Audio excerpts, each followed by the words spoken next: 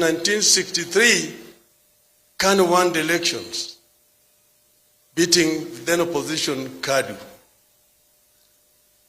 Then, after that, Kenya became first independent, eventually a republic.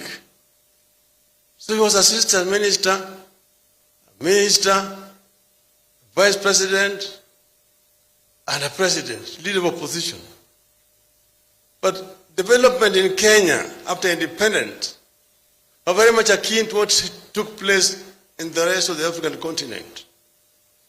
The constitution that brought independence was a fairly liberal constitution with a devolved system of government called Majimbo. And through a series of amendments, Majimbo was disbanded.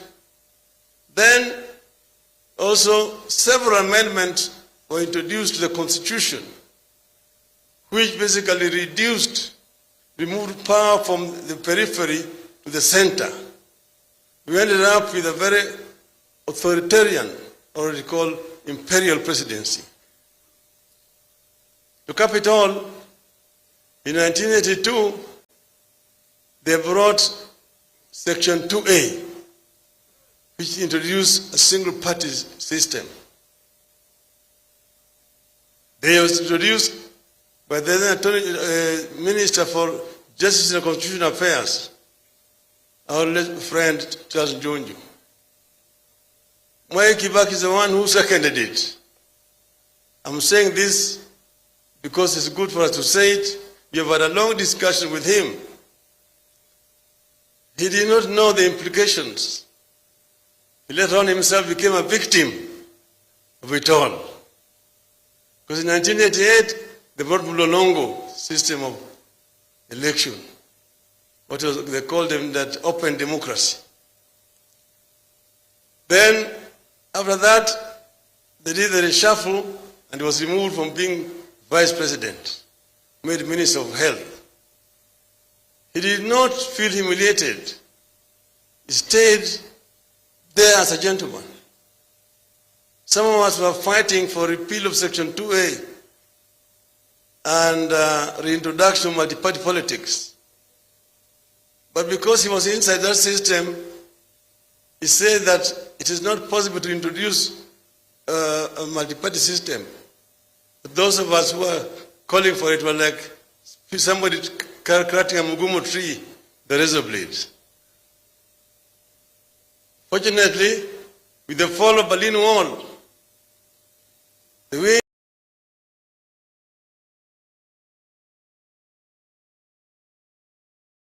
of change that was blowing in Eastern Europe began to also blow in Africa. And through it, Section 2A went. And now we are allowed to form a political party. And Kibaki said that in his deep mind, he has always cherished multi-party system. And immediately to form DP. So he joined us. We were already then in Ford. And he joined DP. Then Ford also eventually split into Ford Kenya and Ford Asili. So we now have Ford Kenya, Ford Asili, DP. We try to bring these people together. Ken Matiba, Jaramogi, and Kibaki. Eventually with Kibaki's people, we're negotiating. Uncle George Mohoho is here. And the late John Keane, Gegi Muigai, we tried to negotiate. It was not possible. Then we said that if you guys don't agree to hang together, you shall be hanged separately. So we went to the elections, and truly they were hanged separately. One whole post there for Matiba, one for Kibaki, one for Jaramogi. So, but we came together now in the opposition. But Matiba was the leader, then Jaramogi. Then both of them eventually went. In 1997, we now try to come together again. There was Kibaki, Amalwa Kijana, Charity Ngilu, and yours truly.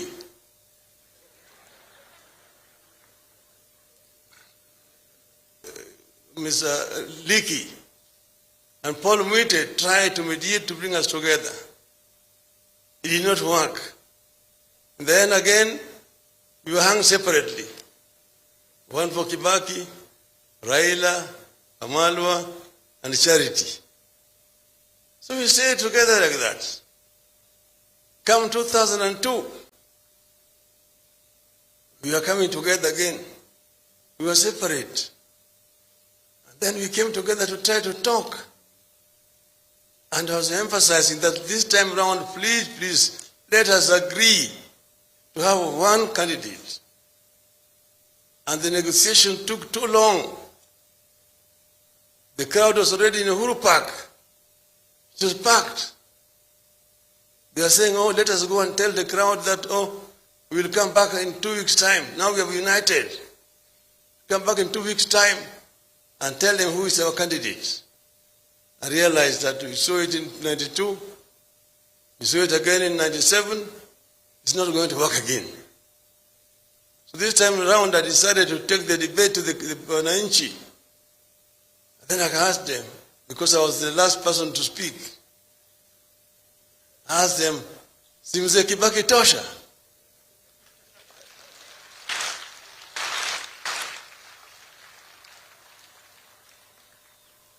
And the crowd roared back, Kibaki tosha, na wakaanza kuimba, yote yawezekana bila Moi.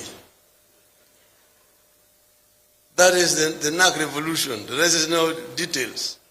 But I was saying this because I saw where we were, and we had a long discussions with Mwai Kibaki.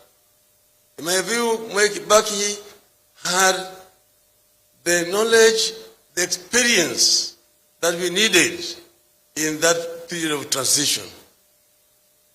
I got actually hit so hard. By the time I arrived home, my wife has received so many phone calls saying how I had messed up. But I said there's no going back. We'll move forward together with Mwai Kibaki. So I'm here with my wife Aida there, and my elder brother Dr. Uhuru. We've come here as the family of Jaramogi. Now we sat down and signed an MOU. That is what we are going to do after we form government. This famous or infamous MOU. And when we were negotiating, everybody was very fresh. Kibaki is the one who suggested we need only 3 months. We will have passed that new constitution. Unfortunately, when we left, we started the campaign. And we went to campaign in Kitui. We ran around and we slept in the residence of Mr. Musila, former PC. When we left, we went for rallies in Kitui down, came back to Kitui town. We were rushing back now to Nairobi. My car was leading. But then they told me Kibaki was in a rush and he was taken inside and for treatment, emergency. The crowd was so anxious, what's happening? So I came out and I told them, look, our captain is injured, but the march will continue, win this march.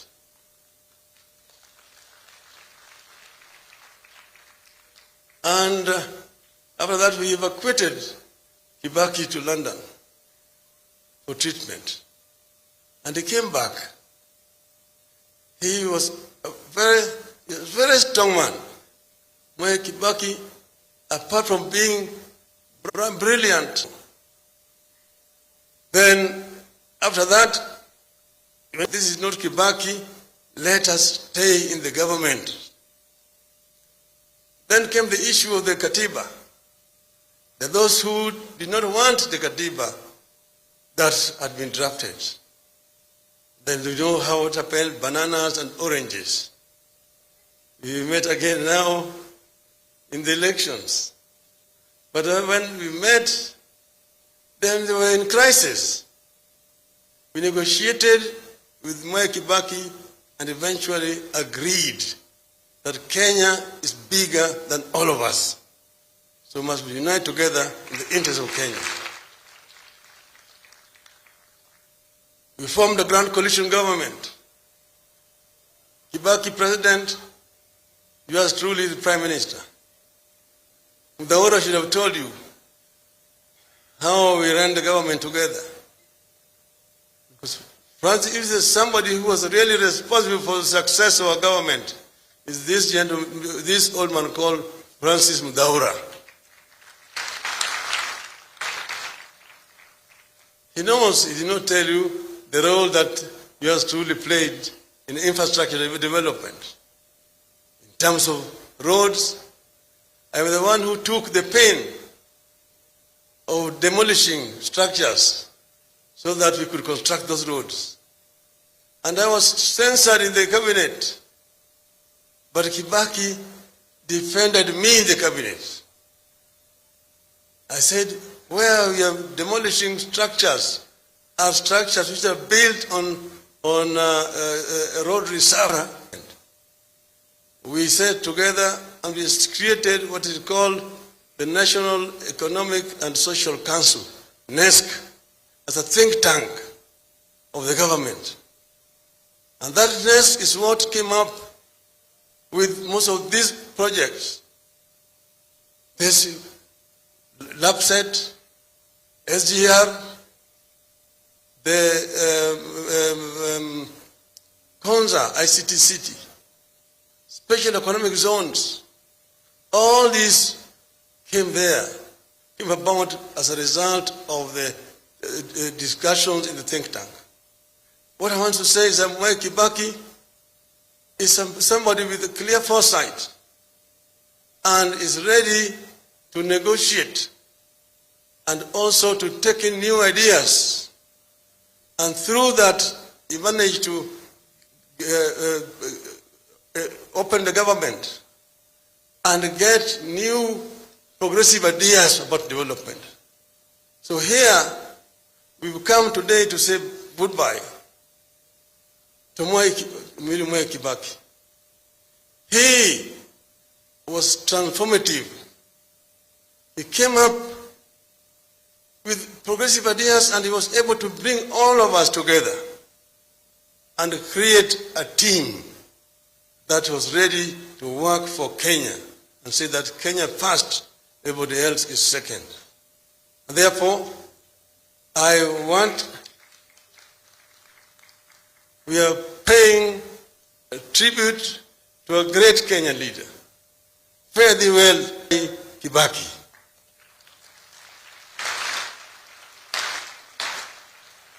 In your journey, convey our greetings to Hayati Mzee Jomo Kenyatta, to Jaramogi Oginga Odinga, to Thomas Joseph Mboya.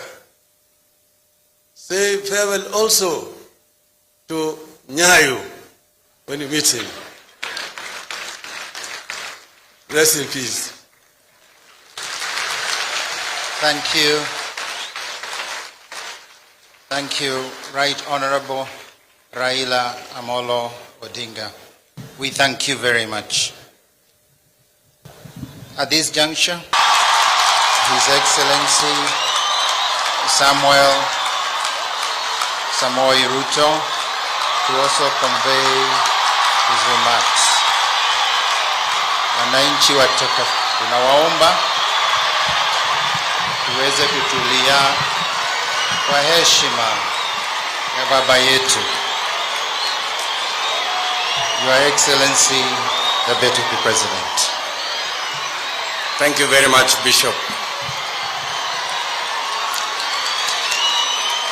Mheshimiwa Uhuru Mwai Kenyatta, Rais wa Jamhuri yetu ya Kenya na Amiri Jeshi Mkuu, Mama Margaret Kenyatta, mama wetu wa taifa, familia ya rais wetu wa tatu, Judy na familia yako, Jimmy na familia yako, David na familia yako, Anthony na familia yako, pamoja na extended family ya mzee wetu, baba wa taifa wa tatu, mzee Mwai Kibaki. Your graces and your lordships, bishops, ndugu viongozi wote wenzangu walio hapa, arata Mwai wa Kibaki moriega,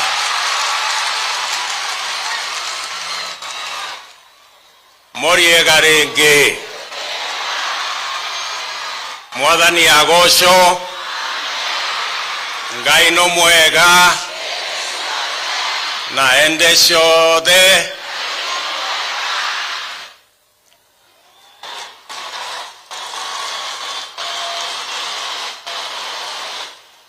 Mheshimiwa Rais, tumekuja hapa wewe ukituongoza kama kiongozi wetu wa taifa, tuje tufariji familia ya rais wetu wa tatu. Mheshimiwa Mwai Kibaki alikuwa baba wa taifa na alikuwa baba ya watu wengi mbali na familia yake. And in a very special way, I want to thank the Mwai Kibaki family for agreeing to share your father with the rest of us who came to know him. We are truly grateful. Mwai Kibaki was a father to you, but he also became a father to many other Kenyans. We have come here to mourn his demise, but to also celebrate him as a father of the nation of Kenya. To the people of Thongori and Othaya, thank you very much for bringing up a great Kenyan who today we are celebrating. Tunawashukuru sana. Mzee baba wetu Mwai Kibaki kutoka hapa Thongori hapa Othaya,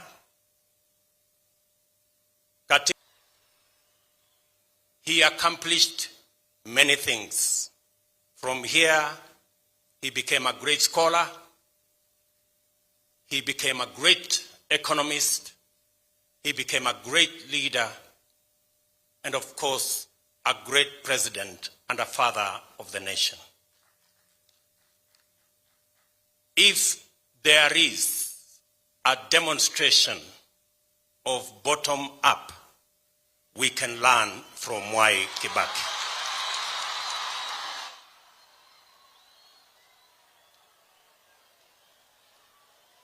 We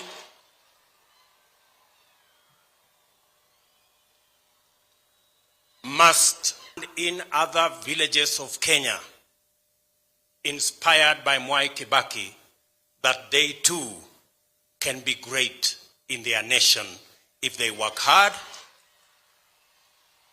and if they pray.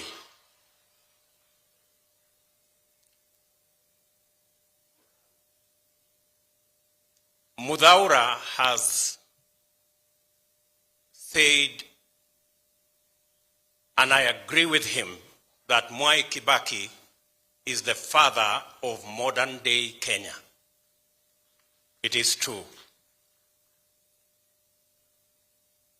Mwai Kibaki planted the seeds of what has become the greatest transformation of our infrastructure under him and under our fourth president, President Uhuru Kenyatta.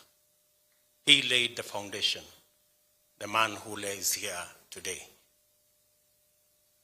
And even as he thought about big infrastructure projects, Mwai Kibaki did not forget the ordinary people.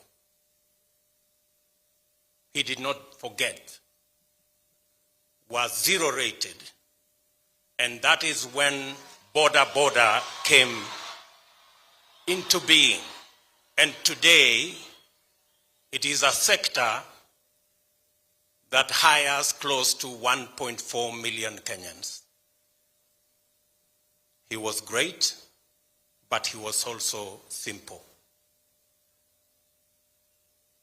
And so, as we celebrate his life, as we celebrate Mwai Kibaki, we must remember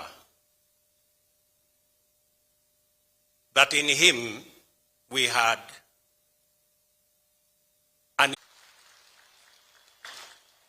at a very personal level again, when I became his Minister for Agriculture, and me and my peers, Romano Kiome, went to see him about the challenges we were having in fertilizer, which had gone up to about 5,000 shillings a 50-kilogram bag. His wisdom and understanding gave us the opportunity, under his guidance, to reduce the prices of fertilizer to 2,500. And the first subsidized fertilizer in Kenya was brought about by the third president, President Mwai Kibaki. At a very personal level again, when I was promoted to the Ministry of Higher Education, and we had a backlog of university students, under his guidance again, we managed to have another double intake that henceforth removed the backlog that students had to wait for at least 2 years to be able to go to university after they complete their Form 4. And finally, as Mudawara has said, under President Kibaki's guidance, my peers at the Ministry of Higher Education, Professor Kiamba and I, under his guidance, we started to roll out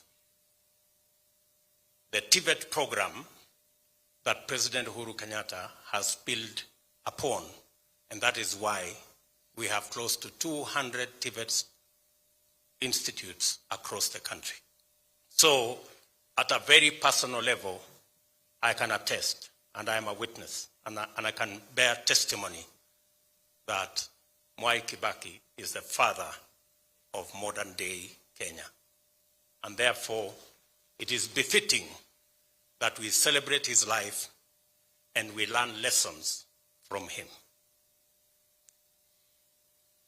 And I think a befitting send-off to all of us as we celebrate the third president, that election will be peaceful and that it won't be necessary for us to have a handshake, that the election will be peaceful.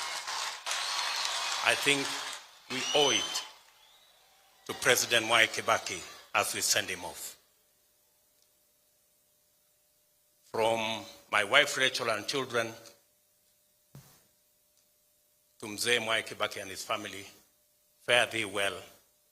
May his soul rest in eternal peace. Thank you very much. Thank you very much. allow me one minute, Bishop. In our midst, came to bid farewell. Let me request all the governors and deputy governors to stand up so that we can recognize you. Tuwapigie makofi. Asante sana. In our midst also we have our former Vice President Musalia Mudavadi, and we have our former Vice President Kalonzo Musyoka in our midst. Thank you very much, my brother. And I don't know whether we have Mzee Mudi Awori, who was also a Vice President to Mwai Kibaki. He was there yesterday. Thank you very much. I thought of recognizing those leaders. Asante sana. Thank you. Maybe at the same breath, may we recognize the speakers, recognize the judiciary, that they would like to have a special blessing here, together with our dear President, Uhuru Kenyatta, and our dear First Lady.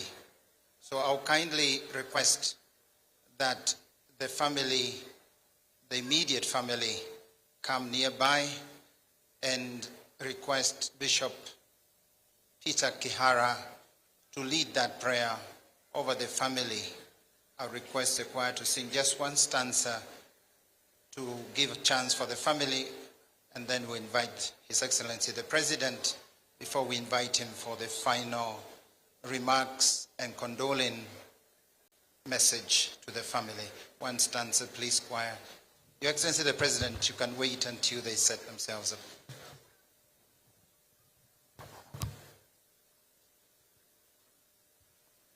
One stanza.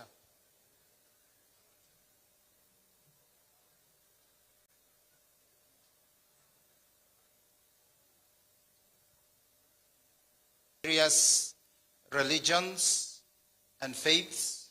We also have some religious leaders in our midst.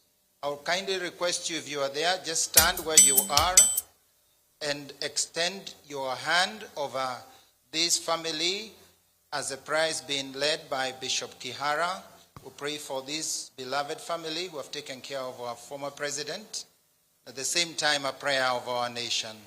Dear brothers and sisters, religious leaders, for those who can extend their hand, please extend your hands. For brother Muslims, we can hold the gesture of prayer as you normally do. Bishop Peter Kihara. Mungu Baba, Mungu Mwana, Mungu Roho Mtakatifu, Tatu Mtakatifu, tunakushukuru sana, kwani mema, uzima na baraka zote zinatoka kwako. Maisha yetu ni zawadi yako ile muhimu sana. Tuko hapa kusherekea maisha na huduma haya ulimuita, alitenda maishani mwake, na sasa ukamvuita apumzike. Tuko hapa leo kuomba pamoja, kama kuna mabaki ya machache ulitaka alipe. Sadaka hii tumetoa na nyingine nyingi, usikie maombi yetu na umrehemu. Tuko hapa kusherekea maisha yake pamoja na familia hii iliyoko hapa, pamoja na marafiki walioko karibu na mbali, kwa sababu kwa njia yake uliguza maisha yetu na ya taifa letu na dunia nzima. Na kwa hivyo tunaomba baraka yako ya kipekee ishuke juu ya familia yake, hii ndogo na ile kubwa, na kwa marafiki wote walioguzwa na tendo lako la kumuita apumzike kwako, uwafariji wewe Baba. Hawana mwingine karibu nao, wanajisikia kimwili wamedhoofika, kwa sababu mzee anayelala hapa alikuwa kikingi kilichosimama imara na kusimamisha maisha yao kama tuliyosikia, ili waweze kuiga mfano bora ya huyu babao, ndugu yao, pia mwanao ambao ni ndugu yetu kwa kiimani, aliguza zote katika Kenya yetu. Tupe faraja, tuongezee imani, tuongezee pia matumaini, ili tuendelee kujua kama anapumzika kwako, vile alifariji Kenya katika kazi zake zote, utaendelea kufanya hivyo kwa sala zake kutoka mbinguni. Twaomba umbariki na wape nguvu familia yake, ili pengo aliloacha katika familia hiyo kubwa na ndogo, wajisikie sala zake zinawapa nguvu kila siku, waweze kutimiza mfano bora aliowaachia. Pia tuombee rais wetu Uhuru Mwai Kenyatta, ambaye pia anaendelea katika huduma hiyo ya kuonyesha mfano wa baba wa taifa. Hata yeye ametingizwa na kumuondolea huyu rafiki yake wa ndani. Mpe nguvu hata yeye, mpe busara, mpe matumaini, ili aendelee kuongoza taifa hili letu liweze kufikia mengi, akimuiga na akifuata mifano ya huyu baba Emilio ambaye analala hapa, tunayetoa kwako kwa sababu umemuita.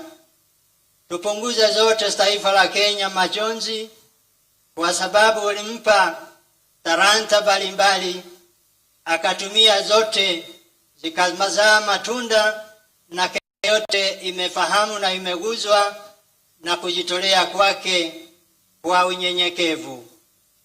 Wapatie wote wanaoshiriki na rais wetu katika serikali na nyadhifa mbalimbali viongozi busara ya kuunganisha Mwai Kibaki, ili hata yeye aendelee kwa wote bila ubaguzi, kwa wote kwa ushirikiano, kwa wote kwa amani.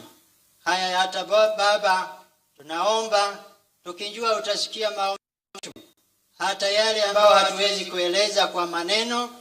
Roho wako ambaye ametuunganisha hapa atayafikisha kwako, na yote tunaomba kwa njia ya Yesu Kristo Bwana wetu.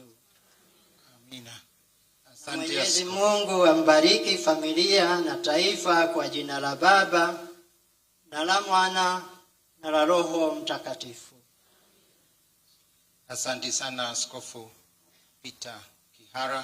Na kwa sasa tunaomba tuweze familia kurejea. We can go back at this moment. We want to bring as well the condolence message of the Emeritus Archbishop Peter Cairo, who was not able to join us today as we had to share functions, but he brings his condolence to the family, to His Excellency, the President of the Republic of Kenya. At this moment, it is now my duty, my humble duty, to invite His Excellency, the President of the Republic of Kenya, to also convey his message of condolences and tribute to the nation and to the family. His Excellency, President Uhuru Muigai Kenyatta. Let us welcome him. Your Excellency, President, sir. Thank you very much. Rais wetu wa tatu Mheshimiwa Emilio Mwai wa Kibaki, Your Grace, Baba Askofu, maaskofu na wananchi wote,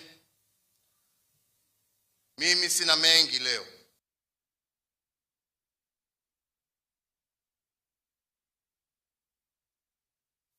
Ya kumuomboleza mzee hili letu la Kenya. Kwangu mimi amenitoshea. Tuko hapa kwa heshima mzee wetu katika safari yake ya mwisho, na pia kuungana na familia yake katika hiyo ibada ya misa ambaye tumekamilisha, na kuhakikishia familia ya kwamba safari ambayo tumetembea na mzee haijaisha, kwa sababu mzee amepumzika, ya kwamba marafiki ni wengi kutoka kila kona ya Kenya na dunia mzima. So you are not standing alone. We are together with you, and we shall continue to be together with you.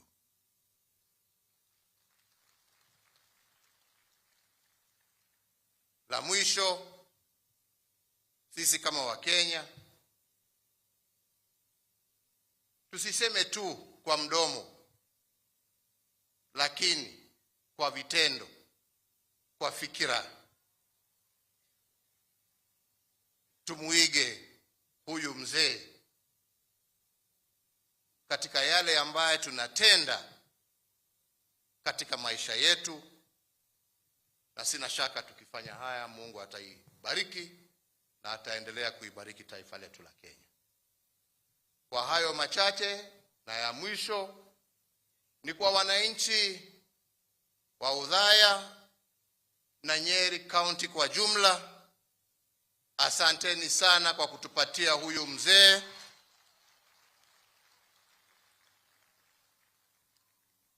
ambaye ametendea nchi, ametendea Afrika Mashariki na Afrika na ulimwengu mzima kwa dhati, na hatutamsahau na tutaendelea kuwa pamoja nanyi. Mungu na amlaze mzee wetu pahali pema. Mungu na ibariki taifa letu la Kenya. Mungu na ibariki familia ambaye imewachwa nyuma na mzee na wazazi wao, kwa sababu sio kipindi kirefu ambapo tulikuwa hapa tena tukimsindikiza mama wa boma hili.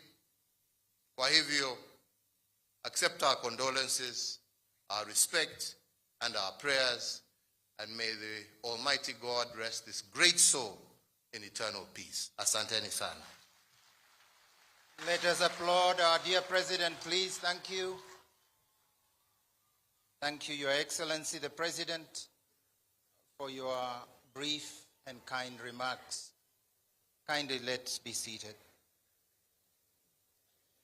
We have now come to the end of our service, and we will conclude with a final prayer. Naomba tuweze tuketi tafadhalini. Na sasa ombi la mwisho, burudani ambayo tutaongoza hapa chini karibu na jeneza la mpendwa wetu. Basi baada ya hayo tutaweza kukabidhi watu wa jeshi KDF waweze kuendeza sherehe na kumsindikiza huyu baba. Karibu